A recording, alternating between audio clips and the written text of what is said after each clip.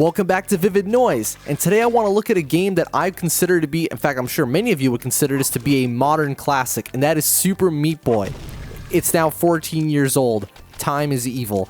So yeah, this game is held up in ways that I cannot describe. Of course it's gonna hold up because it's so simple, but it's fucking perfect. It is so close to being a damn near perfect platformer. It's simple. It executes everything it wants to do extremely well. The controls are tight and smooth, but they aren't faultless. And that's the thing, the fact that the controls take a little bit of getting used to. Meat Boy he can be a little slippery sometimes and also sticky on walls. It's a little awkward, you know, when you're trying to be really precise, but that's what gives it the challenge. That it's so close to being perfect, but not quite, because if a game has 100% perfectly responsive control, like literally nothing that happens cannot be predicted, then maybe the game can have like really good speedrunning potential, but it would be really boring, if you know what I mean. Like if you know exactly how the character is going to move 100% of the time, it'll be boring. If you know how the character is going to move only about 80% of the time, it's a shitty game. But if you know how the character is going to move 99% of the time, like here, but you got that tiny little bit of hesitation with your movements, that's it. That's the sweet spot. You know, I'm realizing that singing this game's praises is totally redundant because this game was critically acclaimed and is beloved. Like, this is a fucking classic game. I just said it. It's a modern classic. I literally have never heard anyone say a bad thing about it, but it really cannot be understated just how perfect this thing is. It came out of nowhere, right? It was just this little Flash game, which honestly isn't great looking back, but they took all the few elements that worked really well and just made something extremely polished and well put together. The levels are a perfect length, right? Most of the levels are extremely short. You restart quickly when you die. Like, look at this. I'm leaving in my deaths in this recording. I don't usually do that. What, you know, most of my videos, and it's not even for the sake of ego or anything. I don't claim to be great at playing the games that I play. It's just that it looks better for the video when you're not seeing me do the same thing over and over again. But here, the deaths are a part of the experience. You learn, you get better, and you don't really lose much progress, right? It's like every level's 5 to 10 seconds long. The only parts where the game falters in this aspect is around the end game, where the levels start getting a lot longer, especially the very last level. You know, the ones where Dr. Fetus is chasing you with a rocket launcher, right? Look at this shit. I'm already done with the first world, right? I recorded 3 worlds, the light world versions of them only, and this video is only 15 minutes, right? That's how snappy, that's how fast everything happens in this game, and it's just excellent. Something else that's excellent about this game is its art direction. It is an extremely strange combination of 2D high-resolution sprites, so it's kind of hard to call them sprites, because when you think of sprites, you think pixel art. Yes, everything is made of pixels, but it's way too high resolution to really count the pixels. But I guess it's high-resolution art mixed with 3D models. It took me quite a while to realize that Meat Boy is a 3D model, but he is, especially at the end of every level when the camera zooms in a little bit. You can tell that he is in fact like a bit of polygons, even though with his design it doesn't really matter. Like, they were very clever with making him a cube basically, so they can render as few polygons as possible, so that the 360, you know, it was a 7th generation system, but it was still a console, so they had to make sure, right, that it can handle it at 60 FPS, but also at 720p, so you can see everything clearly because of how zoomed out the game can be. And that's implying that 720p is clear nowadays. It really isn't, but 2010, right? And as I was saying about the art direction, it's really interesting because it's kind of gritty, but cutesy at the same time. Like, there's a lot of elements about it that are very charming and cute. In fact, Meat Boy's design is very, you know, plushy-able. Like, you can make like a toy out of him, but at the same time there's a lot of griminess and ugliness in the art direction. At the same time, there's a lot of like the character designs for the monsters, like the ones that you face in the hospital level exactly, and also in Hell.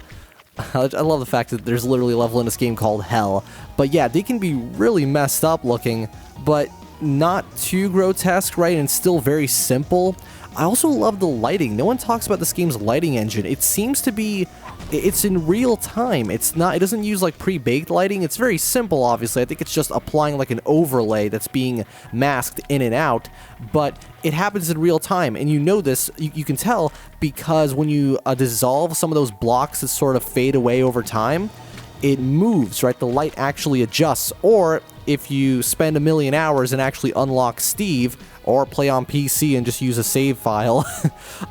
Come on, we all did it at some point. But yeah, with Steve, you can create and destroy blocks, and when you do that in levels that have that sort of God Ray-ish lighting to it, you can tell that it changes in real time. So that's a really cool part of the game's rendering. It's such a small little detail. You can see it in this level right here. It doesn't change dynamically, but yeah, I don't know. I really like it. There's something weirdly appealing about these very sharp, very cleanly cut shadows in games. Like if a game, I hate how some games will try and have like really soft shadows, which is, I guess, technically more impressive because of the way they have to be diluted and stuff. But, well, one, it's more taxing on the hardware, and two, it doesn't look as good. You know, like, I think that sharper shadows look a hell of a lot better. It creates such a striking contrast. It's all a matter of the art direction for the game, but in this case, I think it looks gorgeous. And finally, I can't not talk about the soundtrack, the original one. The remade, sort of, the updated soundtrack isn't bad. There's a couple tracks that are pretty decent. In fact, I don't remember which one it was, but there was this one track that was like really kind of heavy, you know, pretty metal, right? But no, Danny's soundtrack for the original Super Meat Boy is absolutely phenomenal. Like, there's not a single bad piece of music. Light world, dark world, intermissions, map screens, it's all so damn memorable. And it never gets tiresome. You can play these levels for hours because they're pretty hard. That's kind of the whole point. And you just never get sick of it. Like, these compositions are so catchy, but not intrusive, right? It's not annoyingly catchy. There's nothing that's too in your face. Even the really aggressive tracks, like the ones in Hell, both Light World and Dark World, even those don't go too far. And as a musician myself, that is something I can only hope to achieve one day. That kind of songwriting where it's memorable, but it's also perfectly fitting for the background of a game. Because you know, when you're writing a song, it's very easy to sort of have it either fall into either just sort of background noise category, or it can be very in your face and, hey, listen to me, damn it, right? You don't want it to, when you're writing music for a video game specifically, you really don't want it to fall into those two extremes unless it's in a specific instance, like a, you know, an ending credits theme or like a hub world theme, and you know, it depends on the scenario in the game. Just like every episode of Vivid Noise, I've got another more general point that I want to make that still pertains to the game in question, and in this case, well, go figure, it's about game difficulty and how Super Meat Boy has really overcome the odds and become a game that I love to play, even in spite of its design and the fact that it clearly wants to be difficult. I personally don't really see the point in difficult games. I don't find them that rewarding. Usually when I overcome something difficult in a game, it's just kind of like there's a sigh of relief, but no satisfaction. It's just like, oh, thank God, the systems worked in my favor this time. But here, well, one, because the game is so fairly designed and so well designed, that never happens. It always feels like I did the thing that the game wanted me to do. Obviously, there are instances where I feel like I got a little bit lucky with, you know, the prediction algorithm on the heat-seeking missile or whatever it might be, right? Or the exact amount of time that it takes for a certain block to appear, whatever. But it's far less than what a lot of other games. And a big reason as to why I love playing this game, even when I do get a little frustrated, is because of the movement. I already talked about this, that Meat Boy, he doesn't control perfectly, but he still controls really, really well, and he's extremely satisfying to just move around. Like, really, this game works with Meat Boy. It has a bunch of other characters too. In fact, that's why I'm playing the Xbox version, as you can see here, on an emulator. Don't tell Bill Gates. I'm sorry. But it's because it has these exclusive characters that I prefer over the PC version. I played the PC version when I was younger, but I don't know. I'd rather have Gisht in World of Goo. I guess those are identical. But there are other characters that are different, and I prefer them here. But in spite of that, I'd still say that this game plays at its best with Meat Boy. Well, that's a given. The levels were designed with him in mind. In fact, I'm pretty sure there's some stages that aren't even completable with certain characters. There's like all these challenges on YouTube trying to, you know, can you beat the game as Captain Viridian, I think his name was, you know, the VVV guy. Him. There's definitely entertainment value with trying to play the game that way, but really, though, you gotta play it as Meat Boy, because that is when the controls, the level design all fuses together into an absolutely perfect blend, and it is incredibly satisfying, really. I find that with a lot of difficult, for the sake of being difficult games, I don't enjoy them because the actual gameplay isn't satisfying. It's not fun. Sometimes they'll just intentionally do something which, yes, makes the game harder and makes the game less enjoyable to play.